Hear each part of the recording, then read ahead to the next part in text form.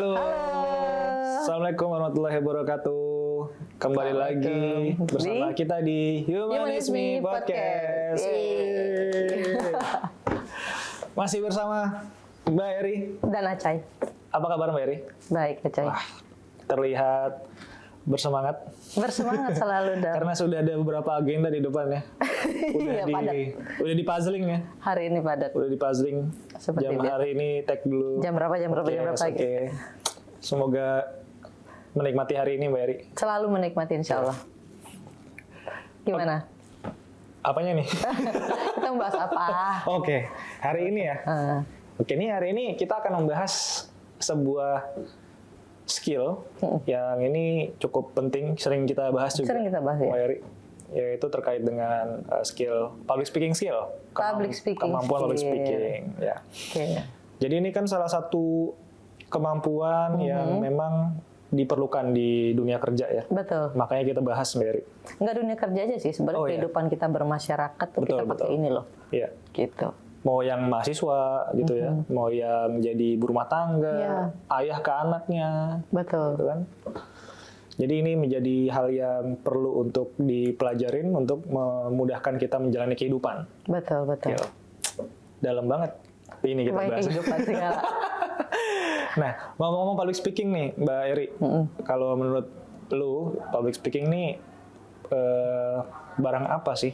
Karena gini, mungkin banyak kita ngerasa, oh public speaking tuh buat orang-orang yang pekerjaannya ngajar, Motivator. atau politisi yang sering tampil di depan di depan audiensnya. Gitu. Nah, gimana menurut Mbak Eri? Kalau aku sih ngeliatnya gini, public speaking itu adalah sebenarnya cara seseorang untuk menyampaikan pesan pada orang lain. Nah, kadang kita ngeliat terlalu muluk ya. Oh, saya nggak bisa public speaking karena kalau public speaking itu dinilai harus bicara di atas di depan orang ratusan di forum yang gede. Padahal public speaking itu sangat diperlukan dalam hal keseharian. Kita bicara dengan tim kita bicara dengan murid kita, misalnya kita bicara dengan tim yang ada dalam rapat gitu ya, itu juga sudah public speaking. Yang penting pesannya tersampaikan dengan jelas dan clear. Itu sebenarnya intinya public speaking, skill yang harus dibutuhkan. Tapi kadang-kadang orang terlalu muluk gitu kan ngelihatnya, gitu loh. Dan orang langsung melihatnya kalau public speaking adalah jumlah audiens yang besar soalnya. Iya, seolah-olah harus besar. Itu baru disebut dengan public speaking. Padahal dengan berbicara di hadapan 3 orang, 5 orang, 10 orang itu udah part of public speaking dalam skala kecil. Gitu. Nah, kemudian lanjut. Apakah semua orang tuh harus bisa public speaking, Mbak? Dan manfaatnya apa gitu? Saya ngelihatnya semua orang seharusnya bisa. Karena ini akan membantu Anda menyampaikan pesan Anda kepada orang lain. Di dunia kerja, tadi saya udah bilang gitu kan, di dunia kerja itu juga paling penting. Kadang-kadang ketika kita bisa menyampaikan pesan kita di public speaking dengan baik, itu kita bisa menyampaikan isi kepala kita dengan baik. Jadi kemahiran seseorang kadang-kadang dilihat dengan bagaimana cara dia deliver. Dan public speaking adalah cara mendeliver apa yang ada di pikirannya. Gitu. Jadi itu penting sekali gitu loh. Kalau karena kita lebih dalam membahas terkait di dunia kerja, nah kalau menurut Mbak Eri aktivitas apa saja yang akan terbantu dengan kemampuan public speaking di dunia kerja? Paling penting sih satu, kemampuan public speaking akan mempengaruhi proses transfer knowledge dalam tim. Kemudian ada presentasi di hadapan atasan, di hadapan karyawan, di hadapan klien gitu bahkan ya, itu sangat terpengaruh oleh public speaking. Kemudian saling berkoordinasi dengan tim, itu baik di meeting, baik di rapat harian gitu ya, ataupun misal delegasi tugas, itu memerlukan public speaking. Itu yang sesederhana di perusahaan gitu. Jadi juga penting juga public speaking itu dalam hal kita memberi feedback pada bawahan kita, atau misalnya kita menyampaikan ideas kita gitu kan, atau menyampaikan pesan atau informasi kepada pihak lain. Nah, itu jadi hal-hal yang perlu memiliki public speaking gitu ya. Gitu. Cuman memang kadang-kadang orang tuh ketika public speakingnya lebih bagus, lebih terlatih gitu ya, itu akan menunjukkan beda kualitasnya gitu. Si audiens ngerasa dia mahamin nih. Padahal yang satu juga paham. Jadi dengan level knowledge yang sama, yang satu punya kelebihan public speaking, bisa terlihat lebih dia menguasai gitu loh, karena dia bukan cuma menguasai di kepalanya, tapi juga mampu mendeliver itu untuk dipahami orang lain. Atau yang lebih ekstrim contohnya gini Mbak, ada yang sebenarnya knowledge-nya lebih bagus, tapi nggak punya kemampuan public speaking yang mumpuni gitu. Jadi itu bisa juga bisa banyak terjadi. Ini paling sering terjadi di dunia akademisi. Ada dosen-dosen yang udah profesor, itu kan udah pasti mahir lah. Tapi cara public speakingnya lebih ke asik sendiri, atau bahkan mungkin gaya ngomongnya kumur-kumur gitu, atau gaya ngomongnya muter-muter. Sementara ada dosen yang mungkin belum profesor, tetapi dia bisa menyampaikan dengan sistematis, kemudian intonasinya baik, jadi audiensnya juga lebih paham diajarin dia. Itu bisa jadi gitu. Jadi terlihat lebih kayak mahir gitu loh. Gitu. Lebih seperti mahir, dan mungkin jadi lebih memudahkan audiensnya untuk mengerti. Betul. Maksud dari apa yang disampaikan gitu ya. Betul. Oke. Nah kemudian kalau di kehidupan sehari-hari nih, contohnya selain di dunia kerja, kalau Mbak Eri lihat apa lagi Mbak? Kalau kayak di masyarakat gitu ya, kan paling sering tuh masyarakat ada apa sosialisasi gitu kan, atau ada informasi itu nyampainya lebih clear. Gitu kan, tidak ada bias. Nggak ada bias, informasi jelas, instruksinya jelas. Terus kemudian kan di masyarakat tuh sering ada himbauan-himbauannya pun clear gitu loh, kalau disampaikan dengan public speaking yang jelas. Saya ini mengutip ini ya, dulu waktu zaman COVID ada sebuah negara Selandia Baru itu memperoleh kategori penanganan COVID terbaik.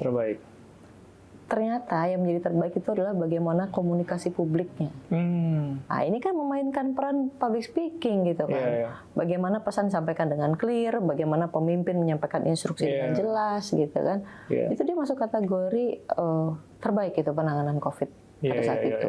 Itu kekuatannya adalah bukan teknologinya, bukan obatnya, tetapi bagaimana masyarakat dihimbau, dikasih tahu bagaimana mereka menjalani prosedur yang ada. Itu pentingnya public speaking sebenarnya salah satunya. Mungkin perwakilan negaranya menjelaskan dengan persuasif gitu betul. Ya, memberikan pemahaman yang emang rasional buat warganya, jadi semuanya jadi ikut gampang mengikuti arahan dari pemerintah. Dia mantau betul masyarakat butuh dijawab apa, itu dia sampaikan.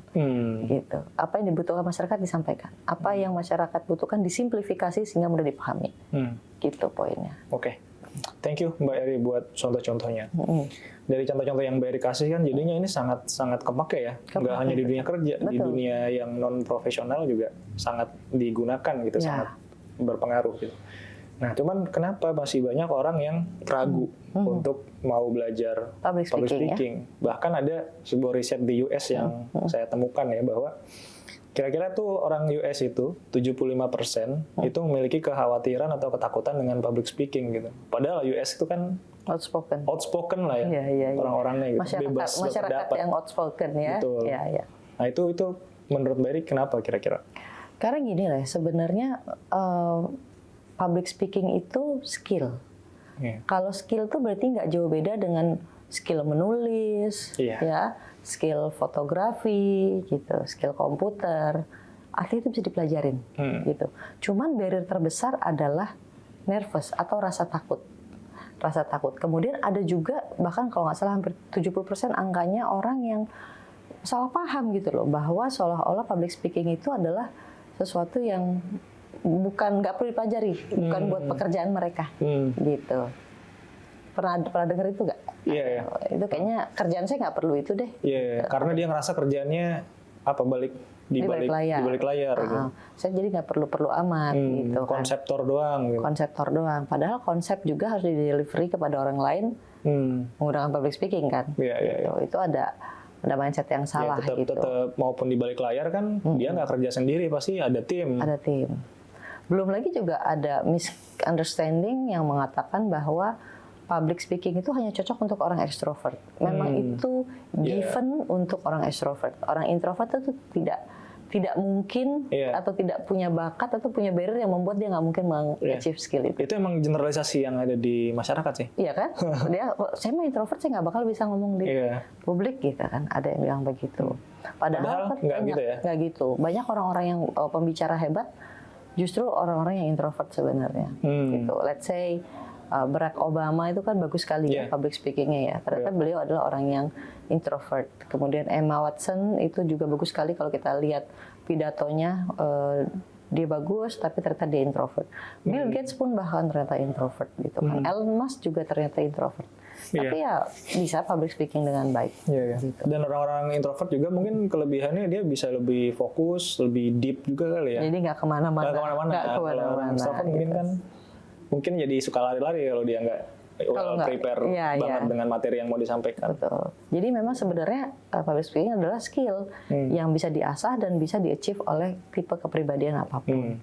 Berarti emang personality nggak ngaruh-ngaruh banget sebenarnya kalau kita mau belajar ya Mbak ya. Betul, karena pada dasarnya yang jadi barrier itu adalah rasa takut. Rasa takut itu adalah semua hal yang ada di manusia, tergantung kita gimana ngelolanya. Gitu.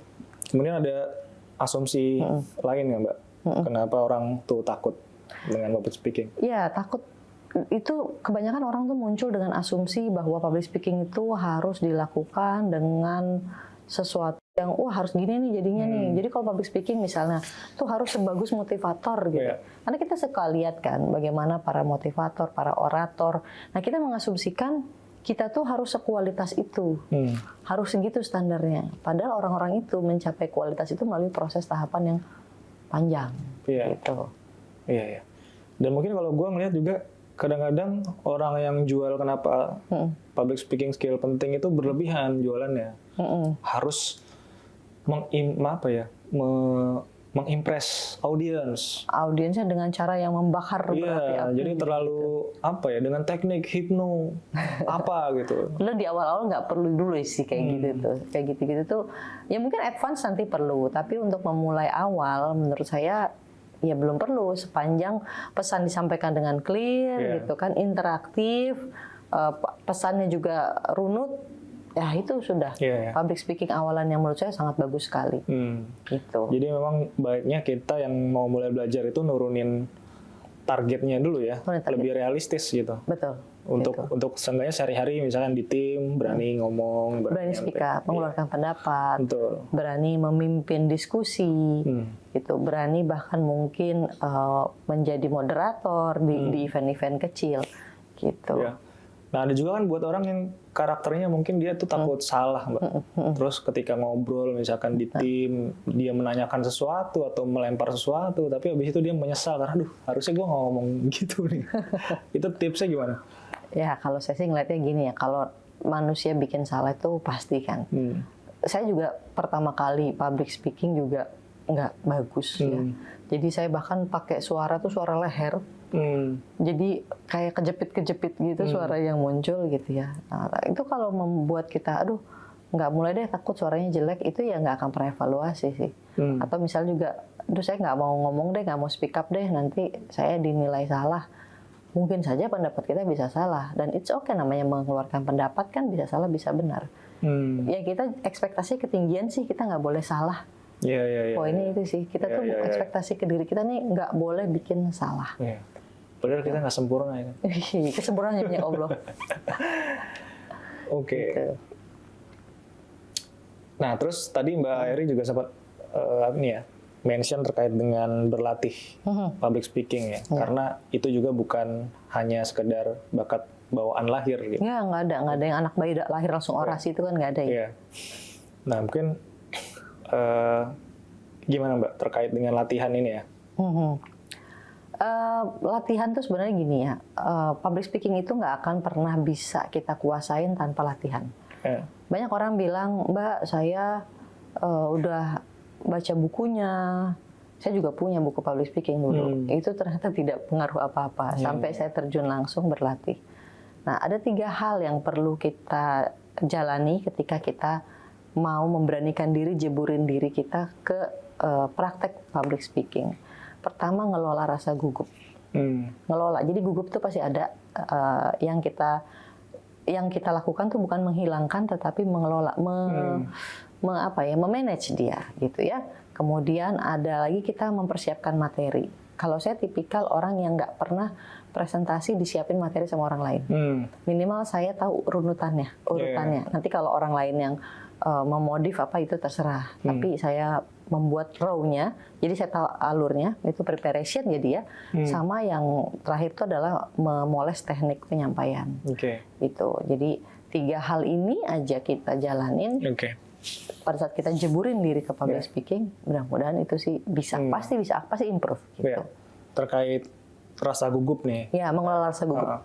Ini gue juga pernah dengar sih Mbak dari public speaker ya, bahwa sebenarnya rasa gugup itu adalah hal yang baik ketika itu masih ada. Betul. Karena sebenarnya dengan gugup kita tuh punya kekhawatiran nanti kita ada masalah gitu, nggak well perform gitu. Nah, jadi dia preparationnya kuat. Nah, dan itu yang akan membuat kita jadi alarm kita bahwa kita harus tetap prepare dengan baik nih supaya nanti pas tampil bisa dengan apa yang kita harapkan. Kalau bisa maksimal ya. Iya, jadi rasa gugup itu harusnya nggak dihilangkan tapi dikelola ya, Mbak. Dikelola dengan baik. Jadi rasa gugup itu sesuatu yang baik.